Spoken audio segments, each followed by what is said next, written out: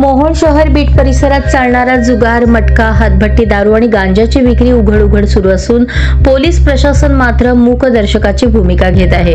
दिवसाढवळ्या हातभट्टीच्या बाटल्या, जुगार, मटका मोठ्या प्रमाणात चालू असून गांजाच्या पुड्या सहज उपलब्ध होत असल्याने गुन्हेगारीला खतपाणी मिळत आहे। नागरिकांचे म्हणणे आहे की सर्व धंदे पोलिसांना माहीत असूनही ठोस कारवाई का होत नाही। उलट वेळोवेळी केलेले छापे केवळ दिखावा ठरल्याचे चित्र आहे। धंदा सुरू करणारे लोक पकडले तरी दुसऱ्या दिवशी पुन्हा त्याच जागी विक्री सुरू होते, हेच या कारवाईचे खरे वास्तव आहे। त्यातच बीटमधील काही कर्मचाऱ्यांवर आर्थिक तडजोडीचे आरोप होत असल्याने पोलिसांवरील नागरिकांचा विश्वास ढळू लागला आहे। त्यामुळे या प्रकरणी वरच्या पातळीवरून कठोर कारवाई होणे आवश्यक आहे, अशी मागणी जनतेतून होत आहे।